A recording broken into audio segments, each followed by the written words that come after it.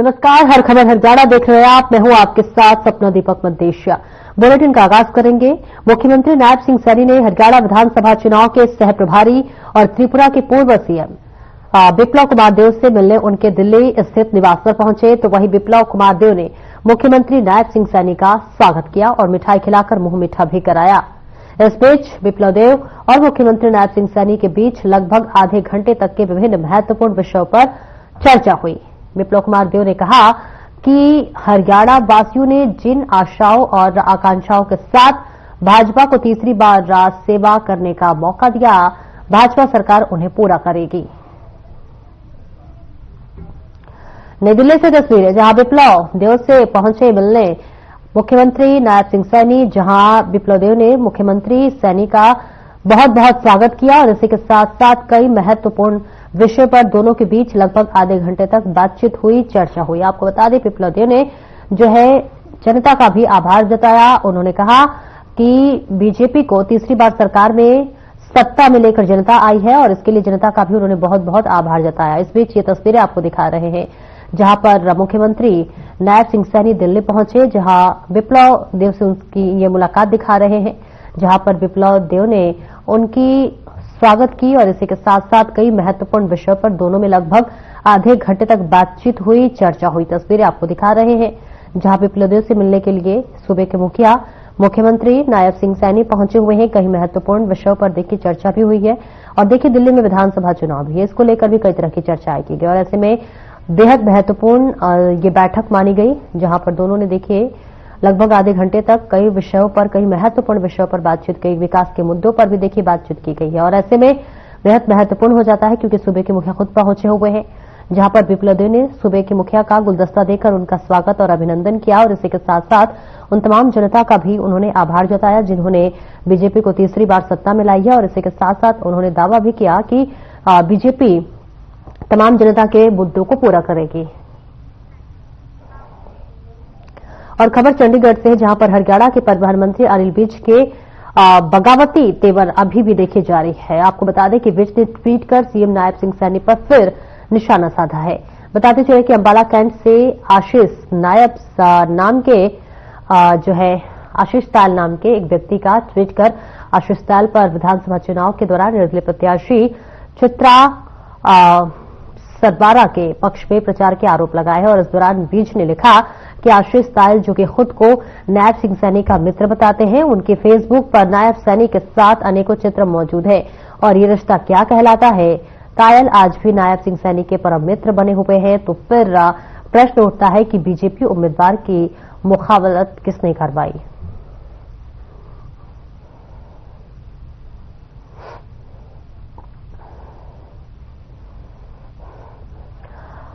और इस बीच ये तस्वीरें आपको दिखा रहे हैं, जहां पर अनिल विज ने एक बार फिर से अपनी ही सरकार को आड़े हाथों लेते हुए निशाना साधते हुए नजर आए। कई बातों का जिक्र करते हुए अनिल विज ने निशाना साधा, यानी कि एक बार फिर से अनिल विज बगावती तेवर दिखाते हुए नजर आ रहे हैं। इसके पहले भी कई मुद्दों को लेकर अपनी ही सरकार को घेरते हुए अनिल विज नजर आते हैं और इस बीच ये तस्वीरें आपको दिखा रहे हैं, जहां पर अनिल विज एक बार फिर से अपनी ही सरकार को घेरते हुए नजर आ रहे हैं और इसी के साथ साथ आपको बता दें कि आशीष तायल पर कई तरह के आरोप लगाते हुए नजर आ रहे हैं। उन्होंने कहा कि उनके फेसबुक अकाउंट पर भी मुख्यमंत्री के साथ कई ऐसी तस्वीरें पहले से ही पड़ी हुई हैं और ऐसे में अपनी ही सरकार पर बगावती तेवर दिखाते हुए अनिल विज नजर आए। और दिल्ली में विधानसभा चुनाव 2025 को लेकर तैयारी जारी है। इस बीच हरियाणा सरकार ने बड़ा फैसला किया है। हरियाणा सरकार की ओर से राष्ट्रीय राजधानी क्षेत्र दिल्ली के विधानसभा चुनाव में मतदान के लिए 5 फरवरी को राज्य के सभी सरकारी कार्यालयों, शैक्षिक संस्थानों, बोर्ड और निगमों के कार्यक्रम जो है कार्यरत उन कर्मचारियों के लिए अवकाश घोषित किया गया है जो अपना वोट डालने के लिए राष्ट्रीय राजधानी क्षेत्र दिल्ली में मतदाता के रूप में पंजीकृत है।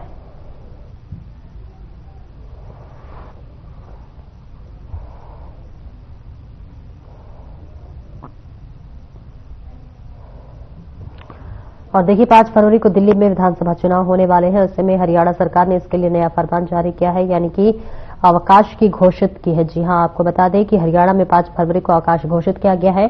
दिल्ली चुनाव के चलते ये फैसला लिया गया है। हरियाणा सरकार ने इसके लिए आदेश जारी किया है और आदेश की कॉपी इस वक्त आपके टीवी स्क्रीन पर लगातार हम फ्लैश कर रहे हैं। आप देख सकते हैं कि यहां पर 5 फरवरी को जो है हरियाणा में सार्वजनिक तौर पर छुट्टी यानी कि अवकाश घोषित किया गया है और ऐसे में जो भी हरियाणा के वो तमाम वोटर्स हैं जो कि दिल्ली में चुनाव के लिए पंजीकृत है, उन सभी के लिए ये व्यवस्था की गई है ताकि वो जाकर अपने मताधिकार का प्रयोग करें। तो तस्वीरें आपको दिखा रहे हैं जहां पर दिल्ली में देखिए 5 तारीख को विधानसभा चुनाव होने वाले हैं और इसके लिए हरियाणा के मुख्यमंत्री नायब सिंह सैनी का ये बड़ा आदेश जारी किया गया है जिसमें 5 फरवरी को हरियाणा में जो है अवकाश की घोषणा की गई है। दिल्ली चुनाव को लेकर यह फैसला लिया गया है। सरकार ने इसके लिए आदेश जारी किया है और आदेश की कॉपी इस वक्त आपके टीवी स्क्रीन पर।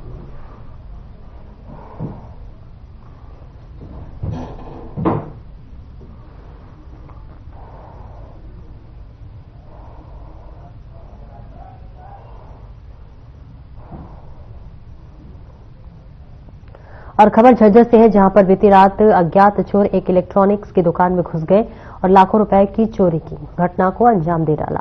दरअसल आपको बता दें कि दुकानदार की माने तो उनकी दुकान में लाखों रुपए के एलईडी फ्रिज और कैश पर चोरों ने हाथ साफ कर लिया है। दुकान से चुराए गए एलईडी व फ्रिज के खाली बॉक्स यहां पास में ही खेतों में बरामद किए गए हैं। चोरी की सूचना के बाद स्थानीय पुलिस मौके पर पहुंची और घटनास्थल की छानबीन करने में जुट गई है। वही घटना पर जानकारी देते हुए सिटी पुलिस के जांच अधिकारी योमेश कुमार ने बताया कि पुलिस को चोरी की सूचना मिली थी और उसके बाद ही वह मौके पर पहुंचे हैं और पूरे मामले की छानबीन जारी है। उम्मीद है कि चोरी की इस घटना का जल्द ही पता लगा लिया जाएगा।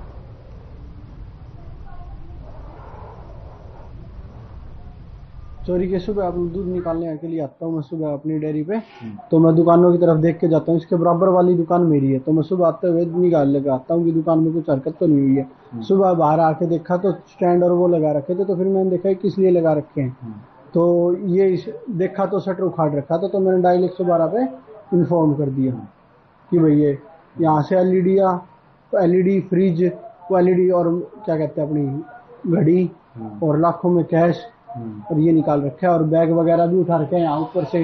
जयप्रकाश शर्मा जी हैं रोहतक से, जो यहाँ इलेक्ट्रॉनिक्स दुकान पे जो सीएसडी कैंटीन है फौजियों की, इसके साथ में दुकान पर मैनेजर हैं। उन्होंने आकर रात को चोरी होने बारे हमारे को कंप्लेंट दी है। जब मौके का निरीक्षण किया, मौके पर फिंगरप्रिंट्स और डॉग स्क्वाड को बुलाया गया है। जो सैमसंग कंपनी की एलईडी होती टीवी होते हैं, जो उनकी 7 खोखे जो है खाली कवर जो है पीछे साइड में खेत में पड़े मिले हैं और जो है शटर तोड़कर जो है ये चोरी की गई है। इसकी तफ्तीश जारी है। हम एरिया के जो कैमरे खंगालने लग रहे हैं। चोरी में यहाँ पड़ोसी हमारे हैं, इन्हें सवेरे 8 बजे आए, इन्होंने फोन किया कि भाई आपका शटर उखड़ गया है और इसको देखो आगे चोरी हो। में एलईडी 7-8 एलईडी के डब्बे तो खेत में पड़े मिले, शटर उखड़ रहा था, अंदर से भी घड़ी वगैरह चोरी होगी, कुछ नकदी थी वो भी चोरी हुई है, छोटी आइटम है और बहुत सारी है। हाँ, अभी स्टॉक चेक करेंगे, बाकी का बताऊंगा।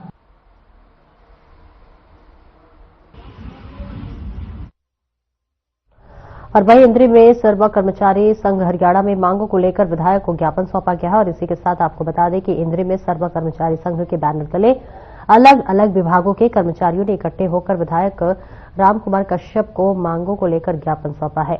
आपको बता दें कि जिला प्रधान सुशील गुर्जर ने कहा है कि सर्व कर्मचारी संघ 8वें वेतन आयोग में हरियाणा द्वारा लागू किया गया जाना चाहिए, लेकिन हर बार केंद्र द्वारा यह वेतन लागू किया जाता है जिसमें हरियाणा के कर्मचारियों की अनदेखी होती है। उन्होंने मांग की है कि जब तक यह वेतन लागू नहीं होता तब तक हर कर्मचारी को 5,000 रुपए अतिरिक्त वेतन के साथ ही दिया जाना चाहिए।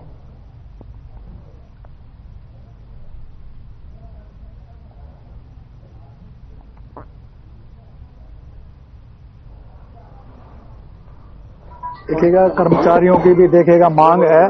जैसे केंद्र सरकार ने नरेंद्र मोदी जी के मार्गदर्शन में 8वां वेतन आयोग गठित करने का काम किया है, तो इनकी भी मांग है। जो हरियाणा के कर्मचारी हैं ये भी इकट्ठे होकर के सभी सारे हरियाणा में विधायकों को ज्ञापन दे रहे हैं, मंत्रियों को ज्ञापन दे रहे हैं, तो यहाँ भी उस कड़ी में मेरे पास आए हैं। तो इनकी भी मांग है भी हरियाणा में भी केंद्र की तर्ज पर एक 8वां वेतन आयोग गठित हो और तब तक इनको जो है अंतरिम रिलीफ देने का काम करें। तो इस प्रकार की मांग इनकी है। इसी प्रकार से रिटायर्ड कर्मचारी जो हरियाणा के हैं वो भी यहाँ पर मांग पत्र दिया। उन्होंने भी कहा भी तो इन वो जो कर्मचारी लग रहे हैं HKR में, उनकी मांग है भी उनको पक्का किया जाए। आज ये हमारा पूरे प्रदेश के अंदर जितने भी विधायक हैं, उन सभी विधायकों को एक मांग पत्र दे रहे हैं। केंद्र सरकार ने वेतन आयोग की बात की है गठन करने की। हरियाणा का कर्मचारी मांग करता है कि हरियाणा के कर्मचारी के लिए अलग से वेतन आयोग हो, क्योंकि केंद्र सरकार जो वेतन आयोग लागू करती है उसमें कर्मचारियों की कोई सुनवाई नहीं होती। आज का जो प्रोग्राम था ये पूरे के पूरे हरियाणा में जितने भी अपने MLA साहब हैं पूरे के पूरे हरियाणा में, उनको ये अपना मांग पत्र देने का प्रोग्राम था। और ये अपना हरियाणा में एक अलग से वेतन आयोग गठित होना चाहिए, क्योंकि हरियाणा एक स्टेट अलग है। उन किसान मतलब कि यहाँ पर अच्छी सुविधाएं और अच्छी इनकम के मतलब की सोर्स है, इसलिए यहाँ एक अलग तरीके से वेतन आयोग गठित होना चाहिए। और जब तक ये वेतन आयोग गठित नहीं होता 5000 अंतरिम राहत कर्मचारियों को मिलनी चाहिए। और सिर्फ 15 सूत्रीय मांग पत्र है, उसको लेकर ये मांग पत्र था। और 15 तारीख को हम कुरुक्षेत्र में मुख्यमंत्री आवास का घेराव करेंगे अपनी मांगों को लेकर। अपनी मांगों को मनवाने के लिए हम लगातार आंदोलन में और लगातार आंदोलन करते रहे। देखिए, कहना सो कर्मचारी संघ काफी टाइम से कह रहे हैं और कोई पहली सरकार में नहीं कह रहा, लगातार सरकारों में करता आ रहा है। सो कर्मचारी संघ हरियाणा तमाम जितनी फेडरेशन है, जितने हरियाणा के कच्चा और पक्का कर्मचारी तमाम विभागों को लेकर एक बड़ा संगठन है। और आज सीधे तौर पे पूरे हरियाणा में हमने सो कर्मचारी संघ हरियाणा ने रोहतक मीटिंग करने की ऐलान किया है कि तमाम जितने विधायकों को हम लोग ज्ञापन देंगे। ज्ञापन के माध्यम से एक सूत्रीय फिलहाल हमारी मांग है कि सीधे तौर पे 8वें वेतन का सीधा गठन किया जाए और हरियाणा के अलग से होना चाहिए, क्योंकि पूरे देश की अगर स्थिति देखी जाए, हरियाणा का चाल चरित्र चेहरा, यहाँ का रहन सहन, यहाँ की GDP वो बिल्कुल विशेष अलग है। तो हरियाणा को किसी दूसरे प्रदेशों के साथ ना जोड़ दे। हरियाणा का अलग से वेतन होगा तो अलग से हमारे बहुत कुछ, क्योंकि कच्चे कर्मचारियों की जो NPS की मांगे बहुत सारी तभी निकल के आऊंगी।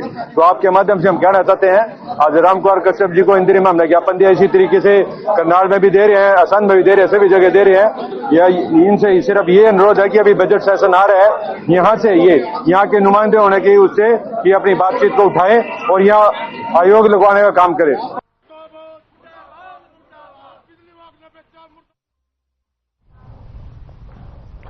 फतेहाबाद जिले के भट्ट इलाके के गांव गदली में नहर टूटने से किसानों को हुए नुकसान की भरपाई, खेतों में खड़े पानी की निकासी और टूटे खालों की मुरम्मत जो है वो लेकर गांव के दर्जनों किसान सोमवार को किसान सभा के जिला प्रधान विष्णुदत्त शर्मा के नेतृत्व में अधिकारियों से मिलने पहुंचे। किसानों ने पहले ADC राहुल मोदी की अध्यक्षता में चल रहे समाधान शिविर में अपनी समस्याएं रखी और उसके बाद ADC ने अधिकारियों को तुरंत पानी निकासी के निर्देश दिए।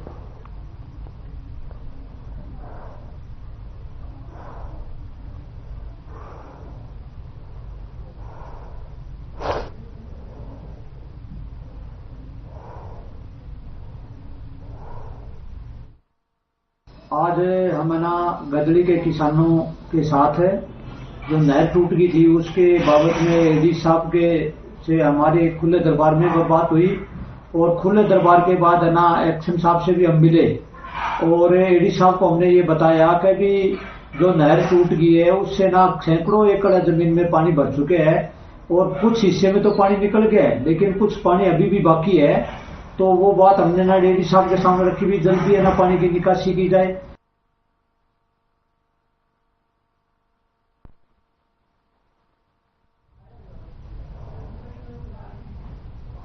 गुरुग्राम में बढ़ रही बेसहारा पशुओं की समस्याओं को देखते हुए नगर निगम अब एक नई गौशाला का निर्माण कर रहा है। यह गौशाला गुरुग्राम में बलियावास में बनाई जा रही है, जहां इसका निर्माण 4 एकड़ में किया जा रहा है और इस गौशाला में बेसहारा और सड़कों पर घूम रहे आवारा पशुओं को रखने का काम किया जाएगा। इस गौशाला में 2000 से ज्यादा पशुओं को रखने की व्यवस्था होगी और इसी के साथ गुरुग्राम नगर निगम कमिश्नर की माने तो निगम द्वारा 2 एजेंसी की ओर ठेका दिया गया है, जो सड़कों पर घूम रहे बेसहारा पशुओं को गौशाला में छोड़ने का काम करती है।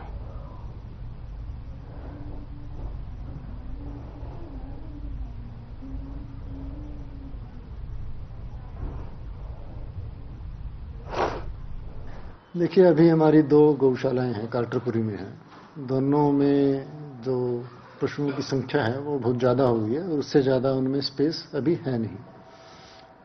तो उस समस्या को ध्यान में रखते हुए बालियावास गांव में एक नई गौशाला बनाने की प्लानिंग है। उस गौशाला पे काम शुरू भी कर दिया है बाउंड्री वाल वहां बनानी शुरू हो गई है और उम्मीद यह है कि अगले 1 महीने के बाद हम वहां पे गौशाला शुरू कर देंगे। हमने अभी भी 2 एजेंसीज को हायर किया हुआ है जो इस तरह से जो बेसहारा पशु जो हैं उनको पकड़ के गौशालाओं में छोड़ते हैं।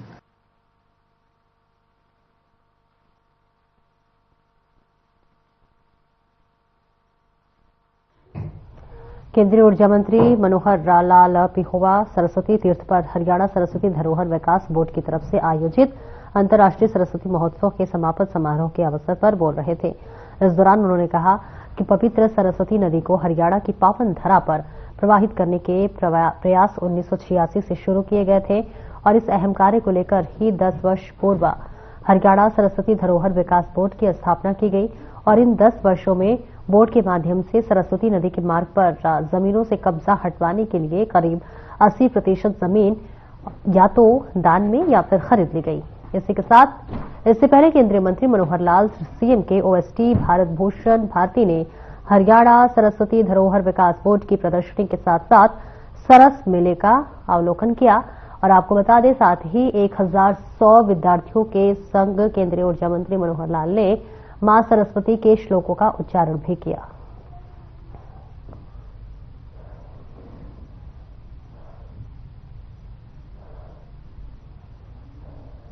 सरस्वती नदी एक हमारी प्रेरणा का एक स्रोत है। समाज जीवन की जितनी महत्वपूर्ण घटनाएं हैं, जितना साहित्य लिखा गया है वो सरस्वती नदी के किनारे लिखा गया है। मान्यता यहाँ तक है कि 4 वेदों में से 3 वेद सरस्वती नदी के किनारे ही लिखे गए और प्राचीन काल में जैसे अन्य हमारी नदियां पवित्र नदियां हैं, गंगा है, यमुना है, इसी प्रकार से सरस्वती नदी का भी एक स्थान बहुत महत्वपूर्ण होता था।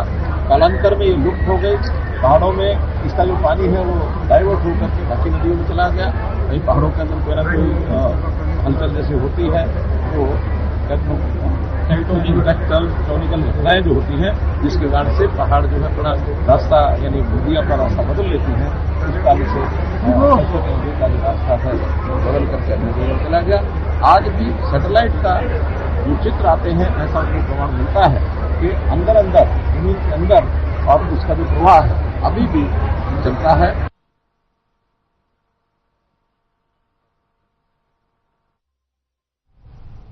खबर कुरुक्षेत्र से है जहां पर ब्रह्म सरोवर के योग भवन प्रांगण में वेद विद्या शोध संस्थान के तत्वाधान में महर्षि दयानंद सरस्वती जी की द्वितीय जन्म शताब्दी वर्ष समारोह में समापन सत्यार्थ प्रकाश के लेखन और आर्य समाज की स्थापना के 150 वर्ष पूरे होने पर आयोजित कार्यक्रम में बतौर मुख्य अतिथि शामिल होकर लोगों को संबोधित कर रहे थे। इस दौरान पंजाब के राज्यपाल गुलाब चंद्र कटारिया ने कहा कि वेद पूरे संसार को ज्ञान का रास्ता दिखाते हैं। हमें महर्षि दयानंद सरस्वती के आह्वान के बाद याद करते हुए की और लौटना होगा। इस ज्ञान की ज्योति से लाभ लेना होगा। वेदों के रास्ते पर चलकर ही हमारा देश 2047 में पूरी दुनिया का नेतृत्व करते हुए विश्व गुरु बनेगा। साथ ही राज्यपाल ने अपने संबोधन में कहा कि आर्य समाज के संस्थापक स्वामी दयानंद सरस्वती ने उस समय समाज में फैली कुरीतियां, छुआछूत, जात पात को मिटाने हुए समानता से जीने का अधिकार देने का काम किया था। साथ ही महिला शक्ति को सबसे बड़ा सम्मान दिया था।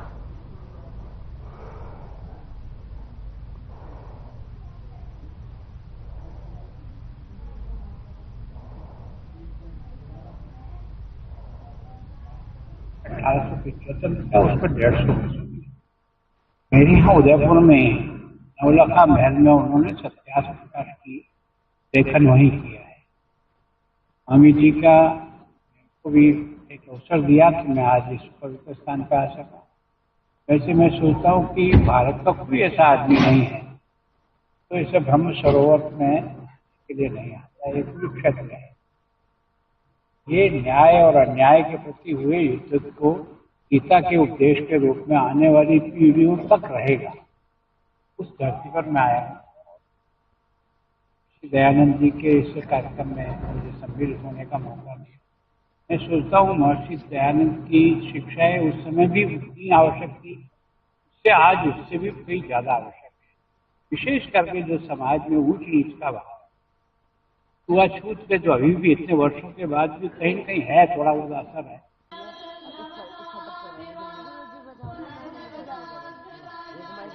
भाग्यशाली है। ये यज्ञ 12 दिन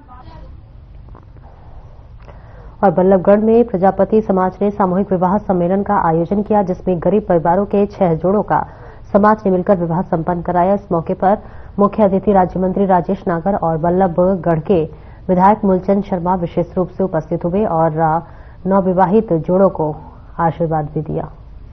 इसी के साथ कार्यक्रम के संयोजक बीजेपी के ओबीसी मोर्चा के प्रदेश मंत्री रामेश्वर प्रजापति ने मुख्य अतिथियों का स्वागत किया और इस मौके पर राज्य मंत्री राजेश नागर और विधायक मूलचंद शर्मा ने जोड़ों को शुभकामनाएं दी, तो वही संस्था के इस कार्य को लेकर उनकी प्रशंसा की।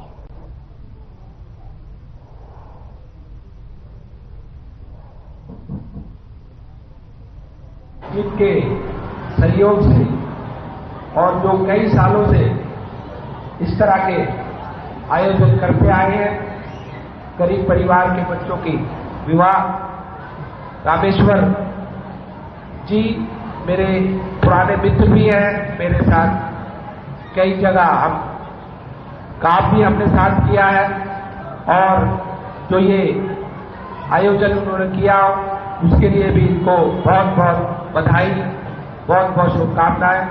और यहाँ पर टीकी राम जी भी हैं, धनीराम जी हैं, राकेश गुजर जी हैं, आरसी गोला जी हैं, समस्त प्रजापति समाज और यहाँ पर आए सभी जो परिवार के लोग इस सम्मेलन में उनका भी स्वागत।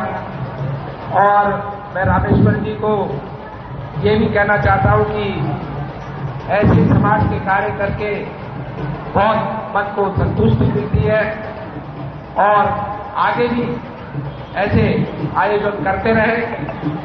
मेरी तरफ से जो भी आप लोगों को सहयोग की जरूरत होगी, हमेशा आप लोगों के लिए मैं तैयार रहूंगा। और अभी जैसे बात हो रही थी कि एक कम्युनिटी हॉल आप लोगों को चाहिए, उसके लिए कोई जगह मुझे चिन्हित करके दे दो।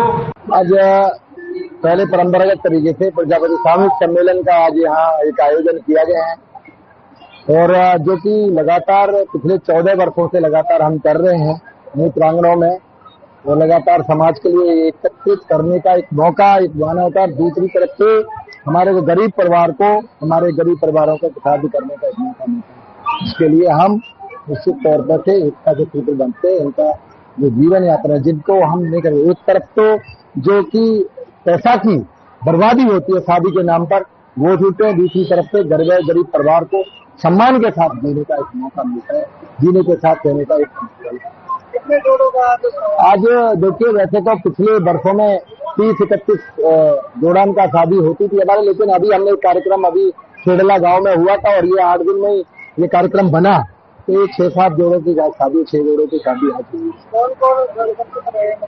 आज इस कार्यक्रम के अंदर माननीय हमारे राज्य मंत्री बसंत पंचमी की बहुत भाई बसंत पंचमी का आज दिन है, बड़ा शुभ है, शादी ब्याह कार्यक्रम है और दिल्ली का चुनाव भी है। आज सामाजिक धार्मिक कार्यक्रम भी है और दिल्ली में हम सब लोगों की ड्यूटी लगी हुई और दिल्ली में आने वाले समय में जो 8 तारीख को दिल्ली में भारतीय जनता पार्टी की सरकार बनेगी।